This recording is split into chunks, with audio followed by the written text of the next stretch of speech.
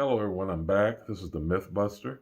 This is going to be part three concerning the black people being on welfare and the myths of why the black man has to be put out of the house and the role that the government and white liberals and Democrats play. Now, when I ended the last session, I said I was going to do is I was going to ask black people to do me a favor. Anyone watching this, and it doesn't. And I'm saying black people because that's my focus. Anyone of any race, it doesn't matter. But anyway, I want you to ask yourself a question. If you are the product of a relationship that ended with the father leaving, and your parent, your mother, was on Section 8, food stamps, etc. Ask her why he's no longer there. You ask her. Don't ask her what it's about. Don't give her a hint.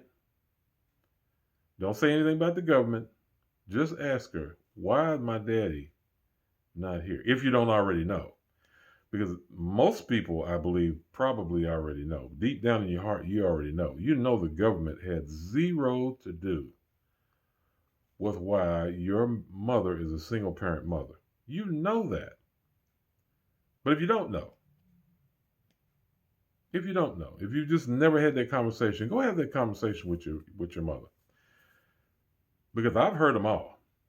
I've heard them all.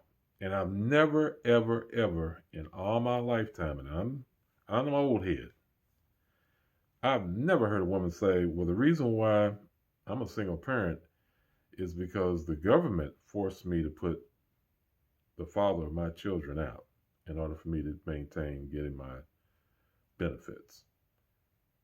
I've never heard that. You ain't going to hear that if you ask that question. I guarantee it. This is what you're going to hear.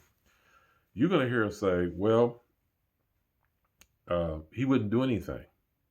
He wouldn't, when it came time to pay bills or whatever, every time I asked him for some money, he always said he was broke. And I got tired of that. I decided I could do bad by myself. Or they're gonna say it was that bitch and her children. He's gone. He's got children across town, and he went to go live with that bitch and her children.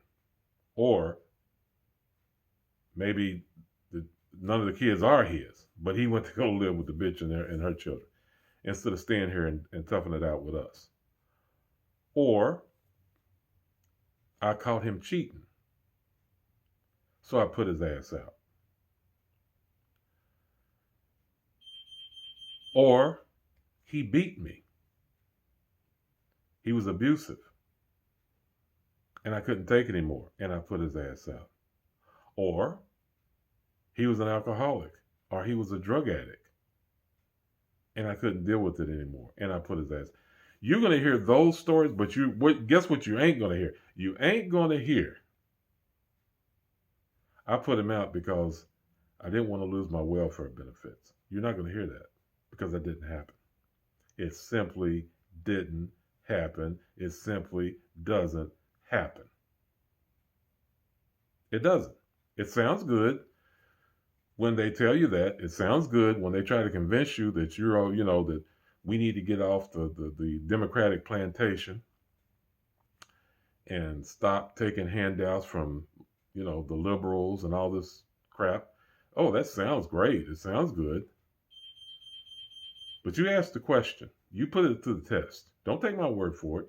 You put it to the test and you ask them. You look her straight in the eye. Don't bring up the government. Don't give her no hints. Just say, I just want to know how come my dad is not here. Why he didn't raise us. Why he didn't stick around. And I guarantee you will not hear because I had to put him out. Because the government told me I had to put him out. But that's what they tell you. That's what they want us to believe now. And why? It's for political reasons, of course. If you believe that, and you believe that you've been bamboozled by white liberals and Democrats, Are you going to keep voting Democrat? Well, of course you're not. Of course you won't. Because now you feel like you've been bamboozled. You feel like you've been fooled. You feel like, you've been deceived. You feel like, and they're telling you, oh, they're the real racists, because they're telling you what you can't do. Again, another myth. I've never had a white liberal tell me that I couldn't do anything in life. I've never had one. And I dare say you haven't heard it either. What are they doing? What are they going to do? Walk up to you and say, "Oh, you should quit that job and go on welfare.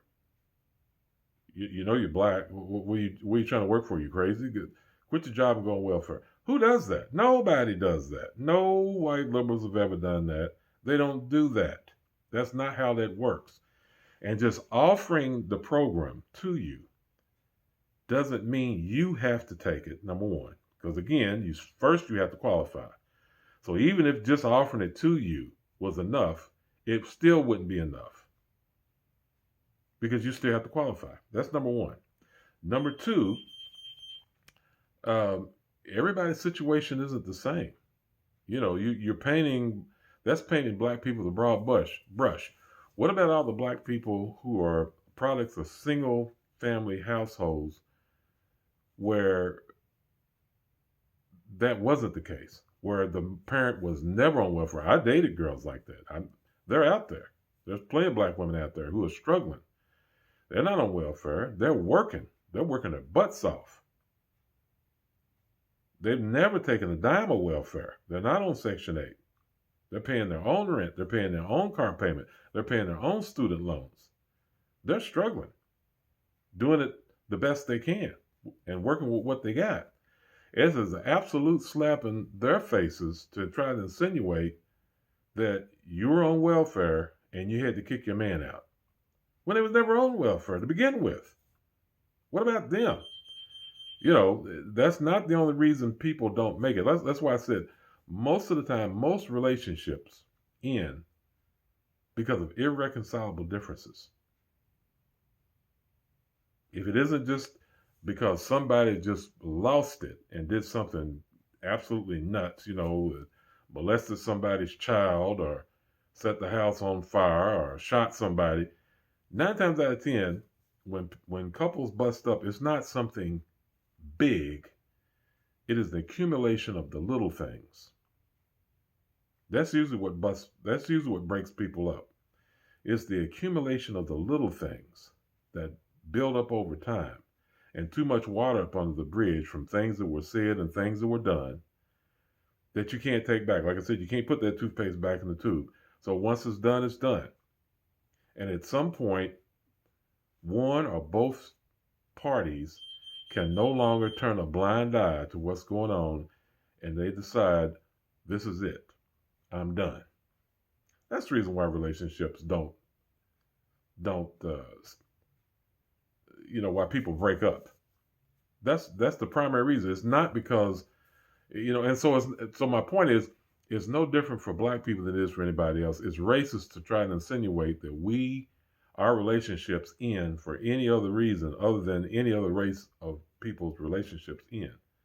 That our relationships only end at the point to where the woman has to go down to the welfare office and the welfare worker, the social worker tells her, "Oh, well, we can sign you up for this program, but if you got a man at home, you best go home and pack his stuff and put him out now." No. That's not how that goes.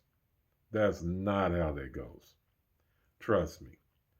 So again, I want you to go and ask if you are the child of a single parent. I want you to go ask her